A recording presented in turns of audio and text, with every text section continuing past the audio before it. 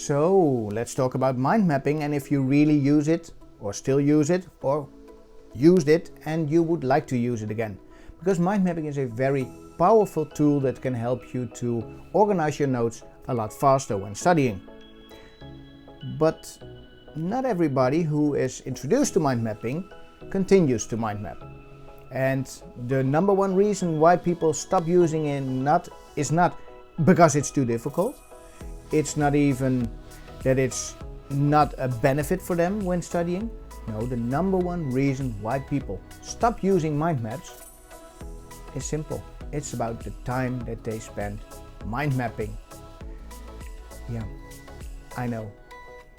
It's the time that they waste mind mapping, they feel. And that's probably true for them. They waste a lot of time mind mapping. But let's see how you can make this mind mapping a lot more practical and how you can benefit from mind mapping when you study.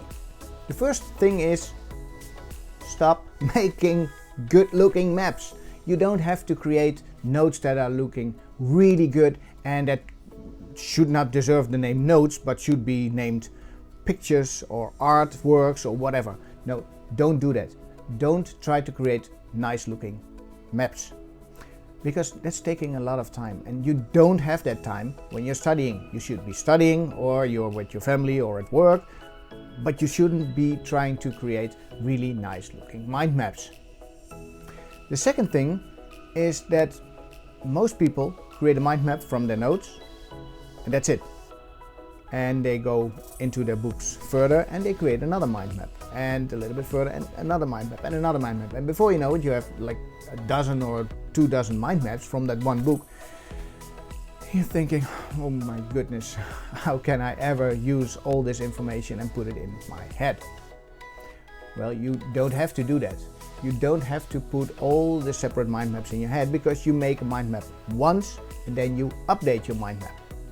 It's not that you create new maps all the time. No, you create one and you read more and you add that to your mind map. And that's what you do all the time. And sure, with a book like 600 pages thick, you can probably create a couple of mind maps. But you don't need to create 50 mind maps because you have so many notes. You create perhaps one mind map per chapter. And then you have, 10, 12 mind maps. And that's a lot easier to go through than 50 or 600 pages.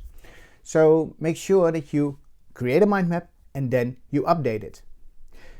And the best thing that you can do then is this.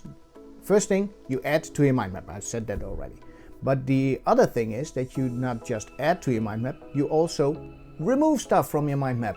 And that's of course a little bit easier when you're mind mapping on your computer than when you're doing it on paper. But the most important thing is make sure that you remove information that you're already really familiar with. You don't need, probably you don't need, all the information that you got from the beginning of your book in a new mind map where they repeat the information. You may not even need the information that the book in chapter 1 is starting with. And after you read that, put it in your mind map and it builds upon that and you understand the foundations of that chapter. You don't need all the beginner information. So remove it. And the next thing is you make sure that you update the outline of your map. And this means that when I have a mind map and I try to outline all the information, it may be that there is a better outline for me when I have all this information and I have a better overview of all the information. Many students I work with, they often tell me, okay, I've been going through this book, but when I do that, I see that there's a better outline of the information, a better presentation of the information that makes a lot more sense. And if you see that, it is up to you to reorganize your mind map and create a better mind map. And this is a very important thing to do, because the moment you see that other outline of information, you understand what you are talking about in your notes. And that's very powerful to do.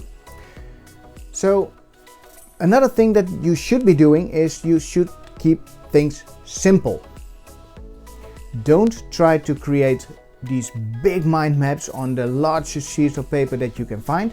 Now create simple, perhaps you use a slightly larger sheet of paper. In the Netherlands or in Europe we say A3 paper. Don't know how you call it in America, but it's not the normal size, but twice that size.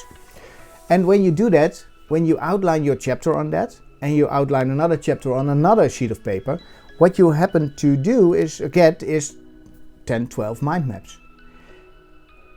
But it's probably not that simple to overview all that information when you have all these mind maps in front of you.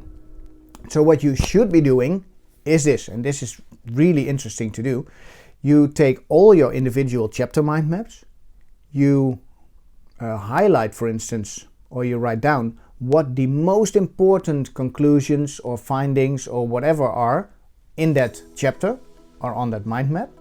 And then you create one new mind map which says, this is my book and this is all the important information. And you can organize that by chapter, saying chapter 1 has all this important piece of information, chapter 2 has these, and you have like 4, 5, 6 perhaps very important pieces of information from the individual maps in your master mind map. And this is a very easy thing to do, and the beauty of it is when you do this on your computer, you can create links between the master mind map and the individual chapter mind map. And so when you press that link on your mind map, you switch over to the individual map where you can see the conclusion, findings, or whatever is important to you in the bigger picture of chapter 1. So that's some things that you can do to create mind maps faster and have more time to study. And this way mind mapping can really help you when studying. So to recap, stop making good looking mind maps. Aim for interesting knowledge containers, knowledge mind maps, and not pretty ones with all the pictures. Perhaps you should even start making mind maps with just words. And if you do that, if you just use words and you highlight, for instance, important parts, you will see that you will create mind maps really fast.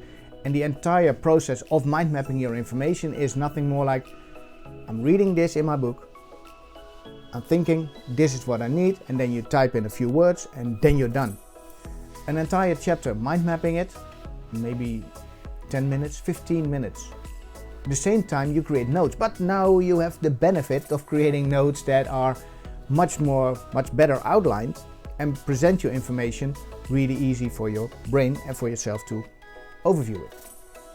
So mind map really fast, reorganize the information if you need it, remove information, and just create one mind map each time for each chapter or one book, and then add to it. And when you do that, you will see that mind mapping is a really simple method for outlining your notes, organize your notes, and think about what you are studying. So if I make you think, there should be a link somewhere which says subscribe and like. If you like to do that, you're helping me, and let me know if there's anything I can do more for you so I can help you study smarter. Have a wonderful day and a fruitful study session.